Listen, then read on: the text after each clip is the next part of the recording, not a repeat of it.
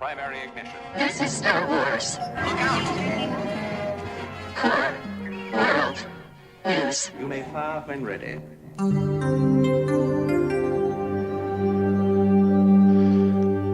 From the bright center of the galaxy, I'm Grex Conduct. You're listening to Core World News, your whole-net news show providing in-depth coverage of all the latest stories from every sector of the galaxy. Now for your news segment rundown for April 5th, 2023. 99 problems, but a Bad Batch ain't one. But first, this news. All right, thank you very, very much, Grex. Yeah. It is so good to be back right here where we were just moments ago covering Mandalorian. We are now doing just a Bad Batch episode because this is the finale of Bad Batch, and it deserves its little moment in the sun, you know what I mean? So we're going to rainy, dreary Eriadu, but yeah. Grex is actually off to Jabba's palace right now. I just see him running away right now. He's out of here, man. As soon as Jabba's palace. his job's done, he clocks, and he's done. Yeah, right to the dungeon. I like that about him. Very much like the Don Pardo of our show. It's just like, we fly him in, he says the thing, and then he's off. He thinks Casablanca, but we know his truth. It's Brad. Uncouth. A bit uncouth, I think. This was a very heartrending couple of episodes. Adam, are you going to do... Adam's got our whole summaries here for the episodes. Are you going to do them both, or are you going to do one at a time? I think I'd do them all together. It's just kind of one long episode. All right. Well, then. Do you want to do that first, or do you want to do some news first? I want to do some news We did talk about news. Yeah. We didn't talk about news. I got some somewhat breaking news. All right. Literally dropped an hour ago. Actually, no, it dropped 6 hours ago. So not quite breaking, but breaking today. Donald Glover announced that he is definitely still in talks about the Lando series. Yes. With Disney. Great. Yes, yeah, great. That's great talk. news. Yes. That's great. So news. it's not dead. That's not dead. That's the wonderful. most important thing. So you're saying there's a chance. There's a chance. He's always been lucky, that Lando. I hope that happens, man. I hope that happens. Me too. So much. Yeah, me too. That could be super fun. Yeah. Yeah. I mean, we've talked about it a ton. It's not, we don't have a lot, I don't think, to add, but just worth mentioning. Just sportsman to Baron Administrator, just that whole arc, whatever that is. Yeah, absolutely. And, we talked off air about timing a little bit with Celebration starting in just a few days. But it's interesting timing, right, to kind of drop that little bit of news before Celebration. So, that's interesting. I probably won't be there, but maybe that they're doing enough that maybe the bit of discussion is, can we at least say you're still doing it on the stage at Celebration? Right. So, that's huge. Yeah. That would be so huge. hopefully. Yeah. And once again, our pitch is definitely a synthwave extravaganza of debauchery, sexiness, and, Well, they could do a Scoundrel film. Adventures. I mean, Solo, you get a Han Solo film dedicated to Solo's youth. Why not a Lando film dedicated to Lando's youth, basically? Yeah. That could also be a great format for his story. But again, I think all of us here on the show want a long-running series and maybe multiple seasons of whatever the Lando angle is, because I feel like it's going to be the coolest Star Wars we've ever seen. Yeah. I could almost just dip right into his adventures. I don't need much of an origin story on this character. I just want him to go. But yes, it would still be fascinating to get his origin story, but there's so much to tell because the Lando Calrissian adventures are a thing, and he's always getting himself into trouble. The Chronicles, they're real. The Calrissian Chronicles, sorry. Yeah. Sorry. I only have a tattoo. You should get it. You should get a tattoo there. So wild. Yeah. But so that's great news. There was a bunch of other things as well. I know we've got a new writer tapped for the formerly Lindelof upcoming film. Yeah. They have tapped pretty quickly. So it was like out the door, in the door. Like the door hadn't even he just snuck in. The door hadn't even shut yet before they announced that Stephen Knight is taking over the writing duties. That name may sound familiar, may not. Yeah, Mike. He has a really cool car that talks, right? Yeah, exactly. Oh wait, no, that's Michael Knight. That's Michael Knight. That's his cousin. But no, Stephen Knight has one of the most interesting writing credits because it's man, there's some ups and downs in there. Let's start with the ups. He wrote Eastern Promises, which is an amazing film. It's so good. Incredible film. That's kind of the up. What else? People would argue, though it has, we have differing opinions on the podcast, that people see. I have not seen it. People seem to love Peaky Blinders. He did all of Peaky Blinders. Ben, do you have thoughts? Do you have thoughts on Peaky Blinders? You want to keep them to yourself? I mean, hot take. I think Peaky Blinders is just a truck commercial with Cillian Murphy smoking nuts. But I watched all 5 seasons, so like whatever. But yeah. It's just like dudes with like the Black Keys playing in the background, hitting hammers and sparks flying in slow like walking shots. Okay. But that's just it. Like it's so much so that I just thought it was funny. I'm just like, when's the GMC like voiceover? When's Will Arnett gonna be like, what you need is a real truck? That's really funny. But hey, no, people love it. It's also like, are we not like Eastern Promises is great because David Cronenberg directed it. Like, it's an amazing film. Film because incredible director. But it's well written as well. And it takes a lot of research, I guess, to write that. And that's also the thing to consider all the time, right? Is he's a writer, right? And so who's to say, what people do with his once it's gone, right? That's a good point. But Eastern great. It does. Twist, like it's really well written and super well. It's a great Star Wars. Yeah, and actually, the storyline that is slow. Someone is deep in the dark side. Yeah, the Peaky Blinders story is good. Yeah, twist. He also did Dirty Pretty Things, which I don't know if a lot of you are familiar with the British film in the early aughts that I liked quite a bit. It was back in my work at the video store, watching everything that came out. I remember watching that, pausing it when people coming in, just watching that bit by bit, but really enjoying that. It was well written. He also wrote the movie Locke. I was gonna say Locke was the next one. I hadn't seen it, but I've heard it's if you like you some Tom Hardy, that's all you got. It's Tom Hardy. I do like some Tom Hardy, and Tom Hardy was the best part of Peaky Blinders too. You get 90 minutes of Tom Hardy all by himself. All right. We are burying the lead though, guys. He also wrote Cooper. Yeah, so and maybe this is a good. If you love food and you also hate yourself, you'll love Burn. Yeah. So it's a really depressing movie about. Yeah, it's very depressing. So I guess maybe we could transition to some of the other stuff. So 2 years ago, he wrote, directed, and produced. So he did everything. So this is the one movie he did every single bit of. The movie Serenity. You're right. This is actually the true lead of this is not story. Serenity, the Firefly TV show feature. This is a movie starring Matthew McConaughey, Anne Hathaway, Diane Lane, and others. It is okay. Oh, it also came out on my birthday, so happy birthday to Adam. I don't want to be mean. Yes, you do. I can see it in your eyes. Use it. It makes you powerful. Underneath. Everyone should watch this movie because it is one of the best bad movies of the past 5. Like, if you enjoy watching a bad movie that's entertainingly bad, this is the movie to watch. And like, if you love tonal dissonance, you'll love. I don't want to. So I can't talk about this movie without spoiling the surprise. So I won't. There's a giant twist. The giant twist makes no sense, and when you really start thinking about the twist, it makes you really start feeling gross and like, oh God, no. Oh God, no. Like that's all I remember watching this twist. And it's not anything like graphic or anything else, but you start thinking about what it implies. Who is the author of everything that we see in this film. Okay. You start going, that's gross. And no, please no. So that's a movie he wrote, directed, and produced. So that makes me a little nervous, but there's so many other good things on his resume. He also did the show Taboo, which is good, which I watched quite a bit of, and he has like a ton of stuff on TV. Like he did that show C, that's still a show. Oh, he did C? No kidding. He did, I think, season 1. He created it. I think he was out after season 1. And then season 1 was good. Season 2 got lame.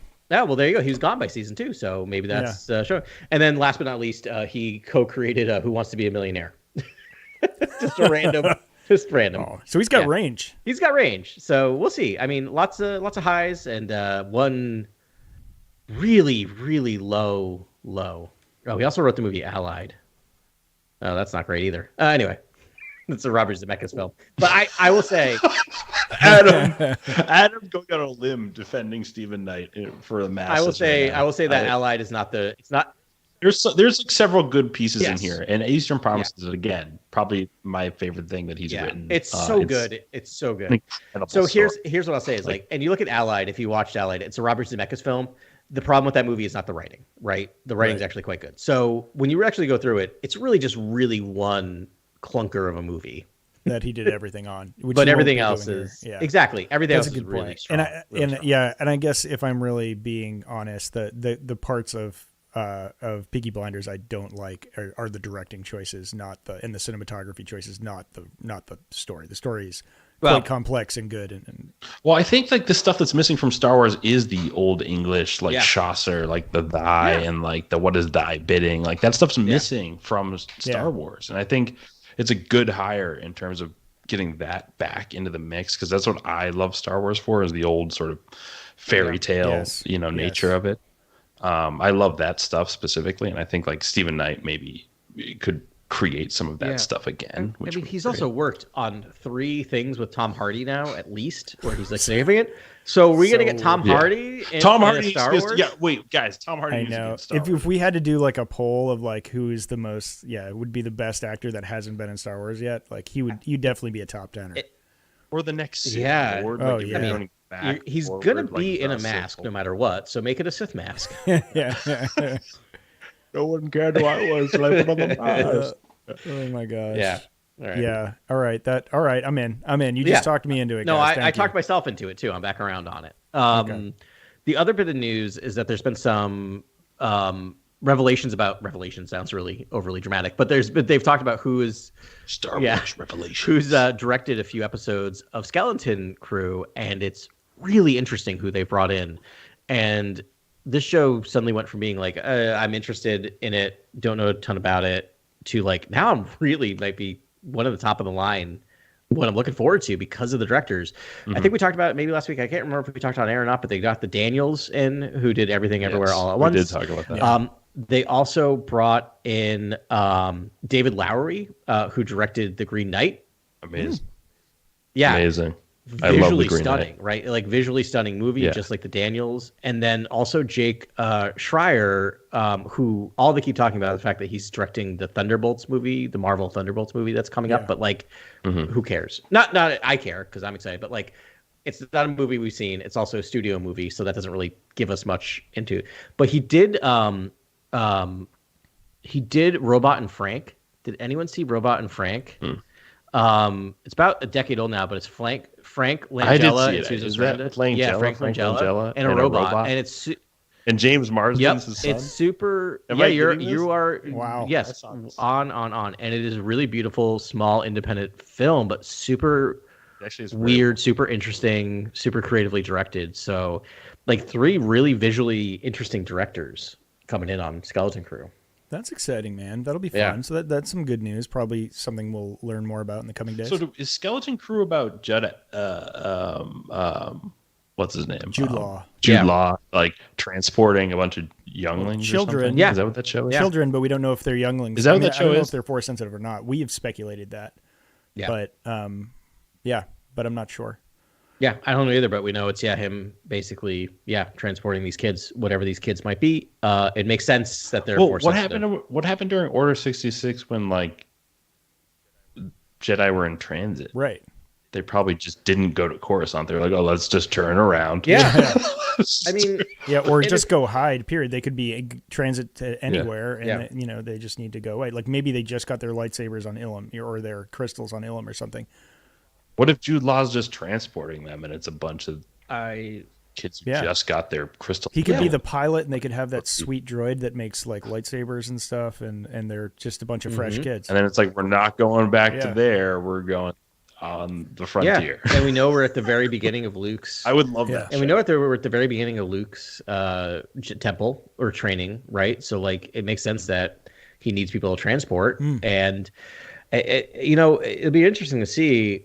We also know, like, from when you look at Obi-Wan Kenobi series, that like we know with the path, there's a lot of Jedi that made it out, right? There's a lot of force sensitives out there in the galaxy, so it makes sense that he gets Like I just wonder if it's one of those things where he is a pirate who ends up stealing a ship, steals the ship, finds that there's a bunch of kids on the ship. Oh, I like that. And he's got to be, he's kind of brought into being a good guy. It's the Han Solo twist. Yeah. I love that idea. That's great, Adam. Nice. It's definitely, is he the captain of this crew? Is this a crew? We actually don't know. Have they? I don't think they've revealed. I think we're all putting him in the hero role, but for all we know, he could be the villain role. But yeah, he'd be a great villain as well. But I like the idea of him sort of a swashbuckling pirate and/or pilot. That stumbled into this and rough around the edges. Give Jude Law a chance to flex. Give him a multi-dimensional role. That guy's amazing. Yeah, he grew into being a character actor. Yeah. He was too handsome to be a character actor when he's younger, and he just wanted to be. So he kept uglying himself up in roles, and now he's finally aged into be a great character actor. Yeah. Yeah. Wild. Other news, not as spectacular, but we are about 22 days away from the release of Jedi Survivor, the upcoming video game on Respawn, and so that they've been leaking more and more info as the days go on, and so we've gotten people have been able to play the game a little bit and show some things. So that there's a bunch of facial hair customization, so you can make your Cal Kestis give him a mullet, like you can make him Joe Dirt Cal Kestis, which is kind of fun, and handlebar mustache. You can make him sort of evolve any way you want. Also revealed to me by Jason, our frequent listener, that you retain all of your force powers from the first game. Yeah, so, I saw that. Yeah. So you build upon what you have, which is, I think we'd all talked about that. That's a major point that we hoped would happen. It would be stupid if he was not stupid, but it would be less optimal for him to get amnesia. It'd be clunky. Yeah. We already did this really beautiful scene of how he reacquired his force powers. You can't really do that twice. So very happy to hear that. Yeah, should be fun. But I'm excited for that game. I've pre-ordered it. I'm a sucker for skins. And I guess there's one world that's more open world than the others. But it's pretty similar. The mechanics I've heard are pretty similar to the first game. There's more, I've seen this one for some reason. This one they're allowed to do some cut off arms and stuff. It's a little more graphic. I saw one where he sort of jumps up and then falls down a person with a lightsaber straight down through the guy's spine, and I was like, oh, that's big. Just through his chest and pins a guy to the ground that way. I was like, that's vivid. So it should be a great game. We've said a lot about it. Can't wait. Yeah. All right. So as I said earlier, why don't we move on to the Bad Batch? All right. Very excited for this. I'm going to do the Morlana drop. There we go. And whenever you are ready, Adam. Okay, I've done the summary. I've combined them both, so it's for episodes 15 and 16, The Summit and Plan 99. Strap in. It's a bit of a long one because a lot happens. But here we go. And immediately cough. All right, now here we go. The Bad Batch devise a plan to rescue the captive Crosshair. First stop, Eridu, where Dr. Hemlock, the head of the Empire's Advanced Science Division, is attending a summit headed by Governor Tarkin. Before leaving Paradise, Fee says goodbye to Omega and shares a tender moment with Tech. I'm sure everything's going to be fine and that this is not an instance of foreshadowing. The gang hitches a ride on a rail car over a gorge in order to infiltrate Raven's Peak. I'm sure the rail car and gorge won't come up again. Don't worry about it. Because of her size, Omega must be the one to plant the homing beacon on Dr. Hemlock's ship, with a little help from Echo and Wrecker, goes off with only a few minor hitches. Meanwhile, Hunter and Tech discover that they are not alone. None other than Saw Gerrera and his partisans have infiltrated the base and have a plan to destroy it and kill the Imperial officers inside. As the two groups argue about which plan should take precedence, the Imperials become aware of their presence. The partisans escape on their shuttle, while the Bad Batch hop onto the rail car. The Imperials pursue the Batch and disable their ride. Not to worry, I'm sure the partisans will come to the rescue. Nope, they're gone. Instead, the car is damaged by Imperial fire, and Tech must execute Plan 99. What is Plan 99? It's a sacrifice play. Tech shoots the rail car he's hanging from in order to separate from the front car, which causes him to plummet into a chasm while the rest of his team escape. No. Saves. Yeah. We can leave. Leave moments for tears. All right. Even with this, the rail car. The rail car crashes and Omega is badly injured. The remaining members of the Bad Batch take her to Ord Mantell in order to get help from AZ-1. As they grieve the loss of Tech, Hunter tells Omega that the galaxy has changed, and so have we. It's time to put being soldiers behind us for good, and that they're going to live out their lives on Pabu. Unfortunately, the Empire and Sid have other ideas. That's right, in one of the least surprising moments of the season, Sid straight up sells out the Bad Batch to the Empire. As the Empire arrives on Ord Mantell, the Batch tries to escape, but ultimately Omega is captured by Dr. Hemlock.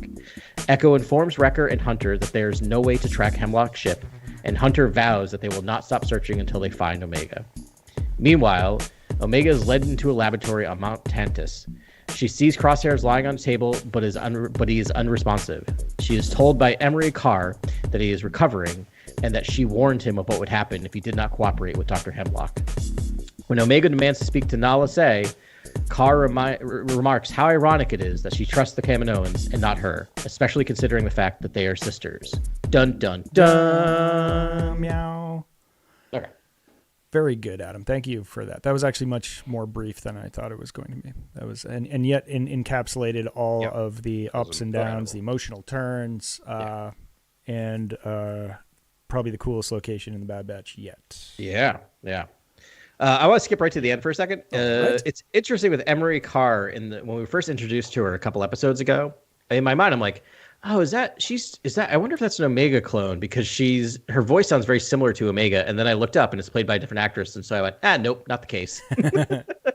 That's almost right. Just another New Zealand accent, I think. Yeah, they fooled you. It was cool. Yeah, they totally did. Good on them, guys. Yeah, so much. The summit. Yeah. The Imperial Council got together in this episode. Yeah, that was amazing. So first of all, Eriadu, which we've read about in several books and we've seen in comic books.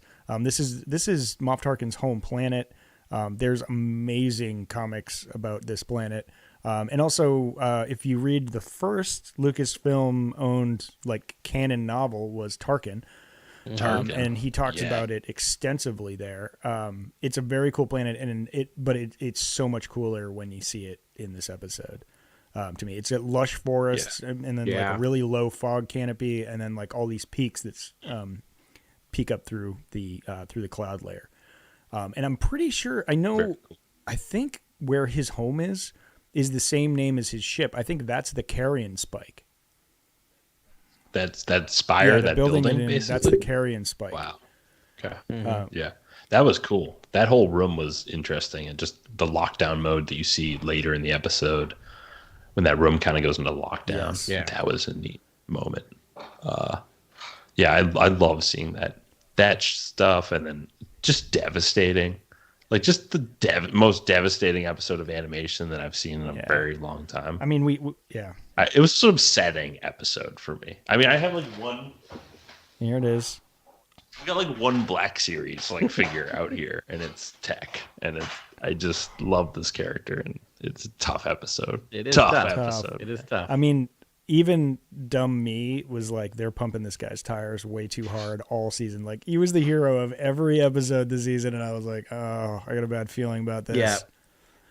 They make him kind of testy in one episode with Omega, where he's kind of persnickety and stringent with her, and I feel like they didn't set that up for no reason. That's what this was about. It was kind of giving them more of a relationship, having them go through some sort of adversity and then come together, and then obviously what happens in this episode, which is super rough. Falling off that tram line and all that stuff is just devastating. And Hunter's more affected by it than anyone really. He was ready to pack it up because of it. I mean, obviously they're all affected, but the fact that Hunter's not on to the next mission or not keeping focused, he's just let's get out of this. This is stupid. Yeah, we're done. Yeah, we're done. This is dumb. I mean, and after seeing the paradise that is Pabu, you can definitely understand that. But is Tech gone though? I don't think so. No. Because we get the helmet and or whatever Hemlock the has. Goggles. The goggles. The goggles. Yeah. I mean, he's definitely still alive, right? 100%. I don't. It definitely got to me for a second. That I'm like, oh wait, we don't. Again, it's a cartoon, so you can't show him dying. But my whole theory is if you don't die on screen, you're not actually dead, right? That's show me his animated splattered body. Yeah, exactly. Or else he's not dead. You need to see the animated corpse.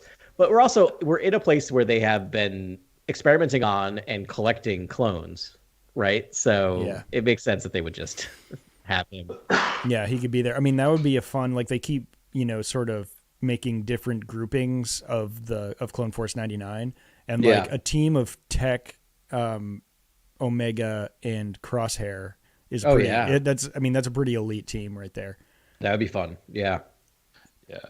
And talking about clones, I mean, like when the summit, that's what they meet about. Basically, the possibility of a clone uprising and clones that have already taken up arms and are fighting back against the Empire. Yeah, we skipped over the summit, Grant. Sorry about that. Oh, God. Yeah. And then Tarkin talking about serving in the Clone Wars. And that was so cool. And talking about how the clones basically went through an experience of Jedi leadership. That's what I think is the most interesting sort of like piece of history in Star Wars, which is these soldiers basically were served these like warrior monks that never really like were meant to lead.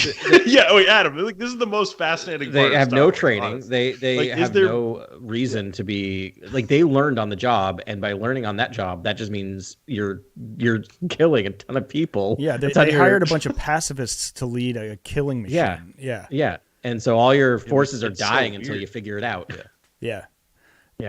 So that could mess with maybe their programming. Their programming could be like aim, fire, destroy, what a very simplistic militant, programming. But the Jedi are like, no, like these people are good. Like, don't shoot at them. This is fine. Don't do that either. Like they're basically keeping them from doing soldier-like atrocities. And Tarkin, blames them for giving them individuality, which is like, that's probably right. Like I don't trust anything Tarkin says, but that's probably pretty accurate. Yeah. Mm-hmm. Yeah, they probably did. So he's great. So we've got a great cadre around that table there, this summit that's happening. And there's two big items on the agenda. Obviously, for our purposes, it's this clone thing. Other generals that weigh in on the clones, we have Barton Coburn, who takes the side of the clones, and he's like, you don't really want to get on the wrong side of these people. What if there's an uprising and all that? Barton Coburn is interesting. He was the admiral on Plo Koon's ship in his division. So yeah, that's cool. Very cool. He's one of Plo's bros. Sure. Yeah. Thank you. Yeah. It's written in Arabic on like the nose cone of their like drop ship. It's Plo's bros. Fun fact and also awesome. It'll be clean. Yep. All right. And then there's Hurst Ramodi, Admiral Ramodi, who we actually see in live action definitely in Rogue One. I feel like his character might be in A New Hope, but he's definitely hanging out watching the first tests of the Death Star. Yeah, he's definitely in A New Hope. He's definitely in A New Hope too? Okay. I think so. Modi. So, so he's there as well. And I think he has a little more of a mullet at that stage. He's bald with a mullet. I think that's that guy. Right. But because he's younger there. But he was brought on. He was also a general or admiral in the Clone Wars, had retired, and then Tarkin pulled him out of retirement to work on the Death Star.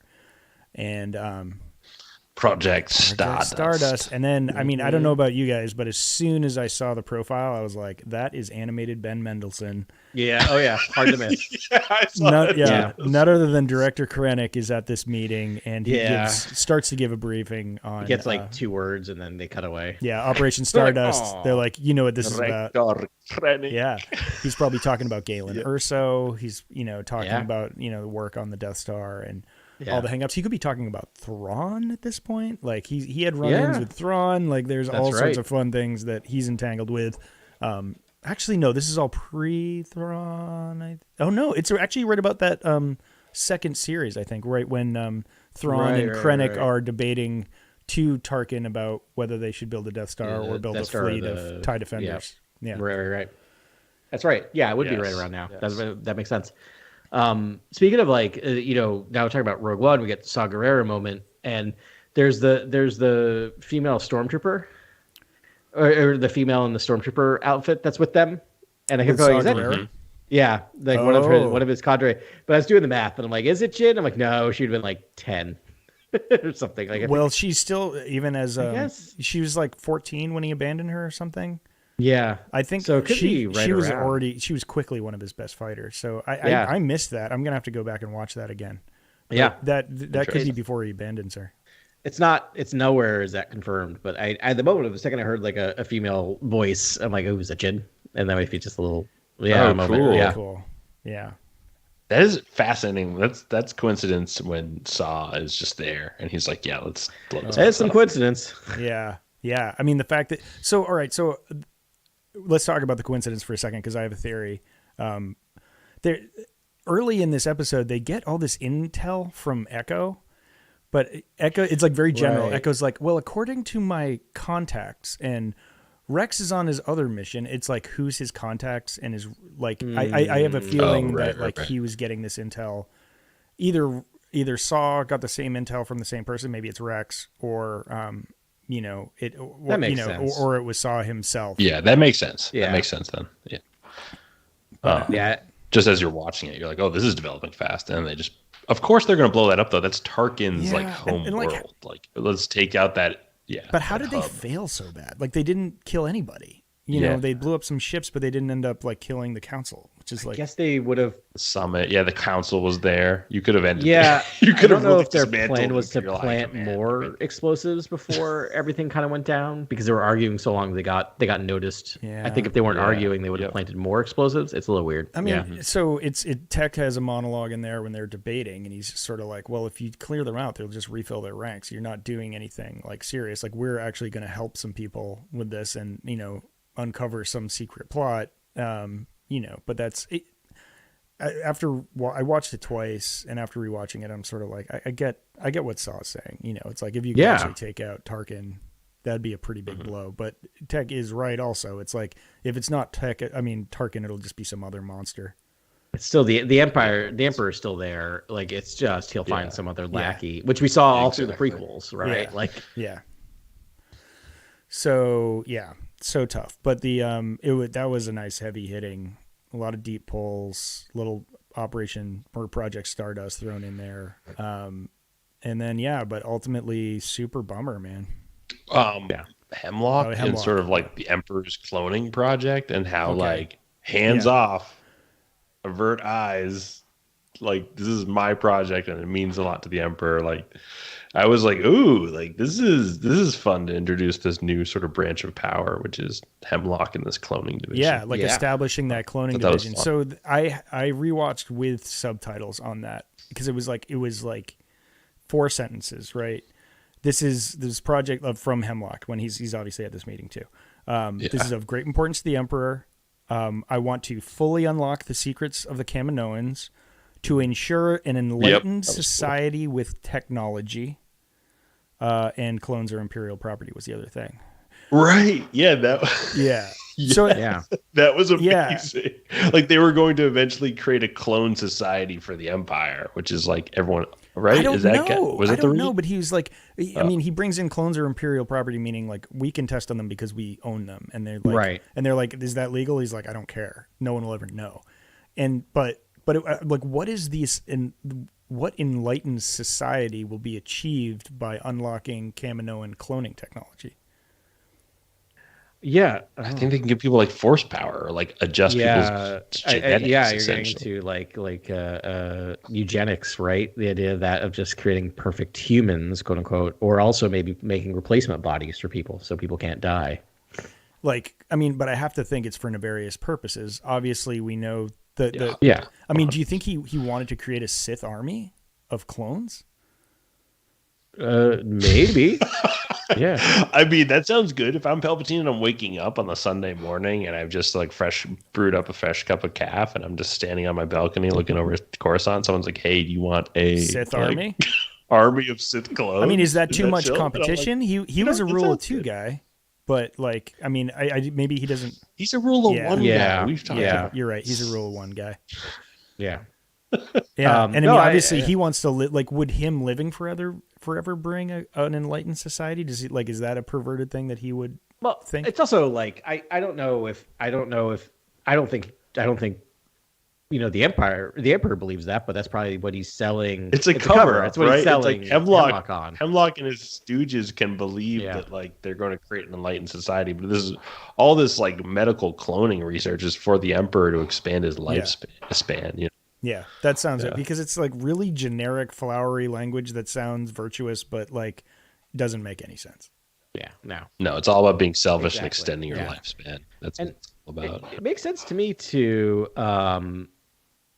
the idea of making a Sith army.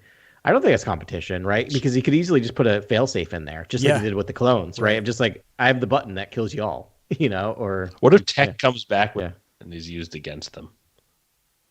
Ooh. Well, no, he's not very ferocious like the Attack of the Nerd. Attack of the 40-foot nerd. I'm here for that. Yeah. Well, I was wondering that, like, how much of tech is left? Did they like save his brain and install it somewhere? Yeah, maybe he'll be in a droid body. That's fine. That was tech that got murdered under Mandalore. Oh, right. Wait, that math works out. Oh, yeah. Yeah, could be. That would be dark, but I love it. Just his eyeball is that smart. Like, yeah, right. Yeah, no brain tissue attached. Oh wow. Anyways, we went to a dark place there. Rathgar Deng is not actually Dengar. It's tech put back together. Oh my gosh! They're like, why did you think Rathgar Deng was Dengar? That doesn't make any sense. It was tech. Yeah, I don't know. It did not end the way I thought it would. Definitely setting us up for another season. Which I'm excited for. Oh, also our like weekly animation rave. Mm-hmm. Way different. I feel like they took another quantum leap this week. Did you guys feel it too? The battles were it was like camera point of view, like almost like Born Identity, and like the way they were moving through hallways was like, it felt like live action to me, like serious live action. You're like moving over the shoulders of characters, and it wasn't just like, here's a frame and the characters are operating in the frame. It was like you were with them in like a point of view going down these hallways, and there was just a few sequences there that I was like, whoa. It's pretty intense. Like it definitely, I felt the battles more in this episode. I think that's why I didn't notice in the moment, but I bet you that's why. Yeah. Complimented the lighting, the animation, but the dappled lighting in the forest. Yeah, that's my martini shot is definitely the sorry, it's my Loth Wolf. The walk through the Eridu forest when they first land, it's just like the dappled sunlight through the trees is like the most gorgeous thing I've ever seen. It's so good. Yeah. Are we on the last episode? Did we do the last episode? I mean, yeah, we kind of did them all together, but we can talk anything else. But you don't want to no spoiler wall here. No, I mean I spoiled it. You already spoiled it. Yeah, we know. I mean the Crosshair stuff. Yeah. And Crosshair Omega. That duo will be cool. Yes. Yeah. Agreed.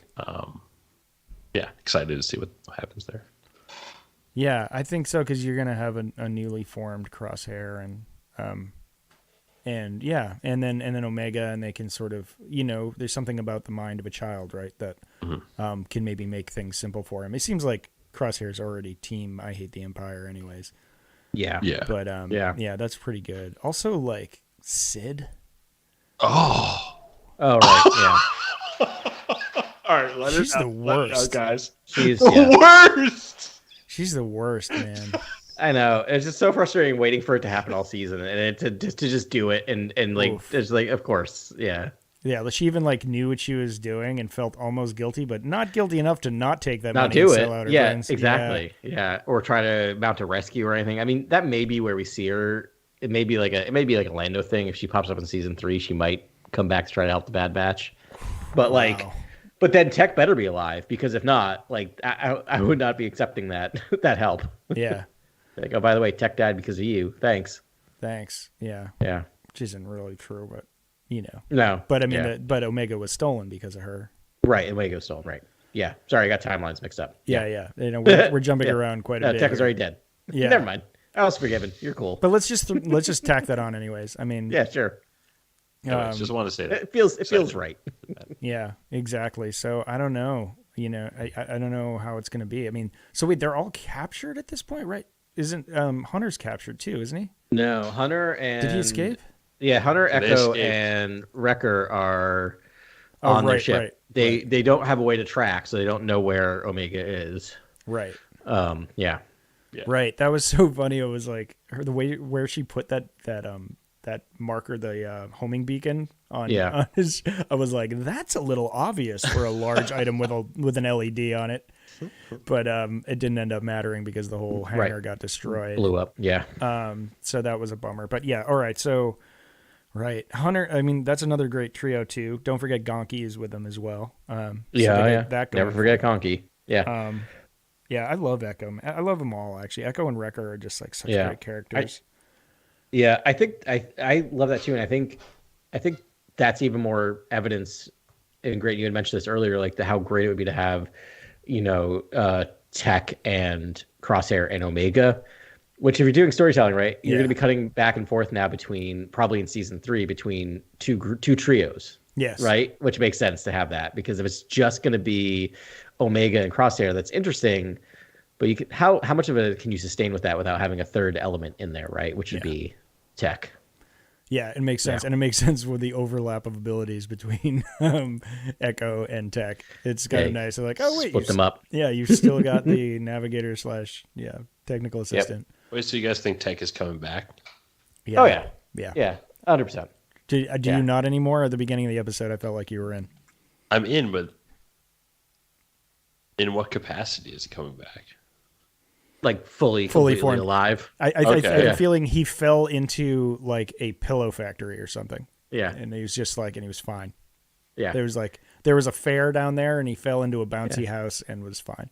Yeah, but dying on Iridu is actually a pretty cool like canon plot point. Sure, because it's a planet that's reused over and over and over again in storytelling. It'd be great. I mean, I'm weirdly all for it, even though he's my favorite character. It'd be nice, but I just think if we're going to do the plot where it's, I don't think Crosshair and Omega are able to get themselves out of this mess without someone pretty adept at computers. You know what you guys just made me think of? What's that? Well, they've got another clone with them that's knows technology, and she's already shown to be sympathetic to Crosshair, and it's that doctor.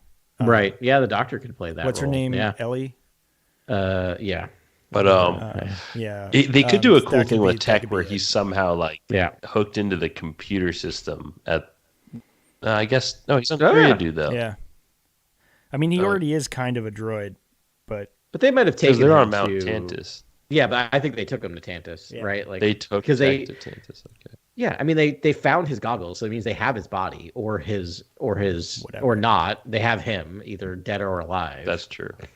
Yeah. What if they could clone him from his own DNA? I don't know. Yeah, maybe they could harvest his brain and put it in something. Yeah.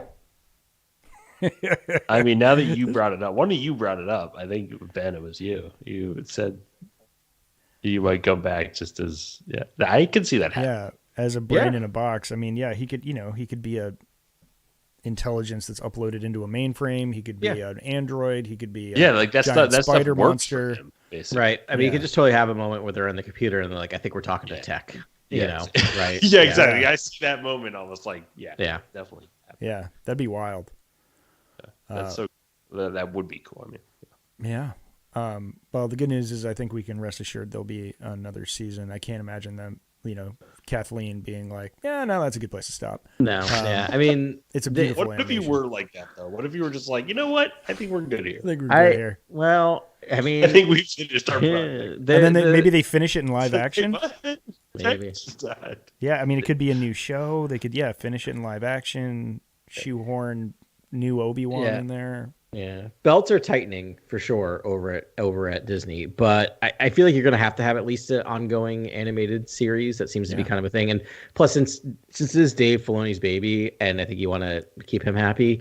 Yeah, I was surprised they didn't announce immediately, and then I realized Celebration's like 2 weeks away, so they're probably holding out to just announce at Celebration. Oh yeah, officially. Yeah, and maybe even a teaser trailer because they're if season 3 isn't happening, they're already well ahead with the with yeah, the because I animation. bet it kind of runs itself at this point for Dave. Yeah. I mean, it's probably all the same crew, and like he has Jennifer Corbett. We never mention her name, but her name's always right under. And she's the one doing all of it. I think it's one of those things that like she's the showrunner. She just runs it by Filoni, and Filoni's like, that sounds great, do it, or what have you thought about this? But my guess is they meet for like an hour.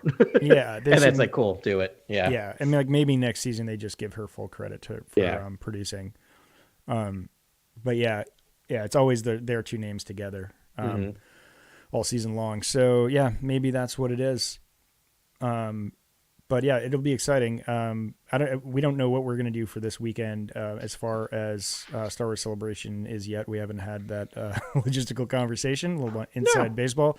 Yeah, that'll happen. But we usually we'll do something. It's been a couple of years, right, since we've had a celebration, or we had one last year. But we had one last year, but it was kind of whatever. It was. There wasn't a lot of announcements going on, I think, because everything was kind of restarting and they were regrouping and figuring out. That was the Obi-Wan one, right? Where they were getting everyone psyched up about Obi-Wan. Yeah, Obi-Wan was the big thing, right? Yeah. Obi-Wan just happened, and so everyone had seen it.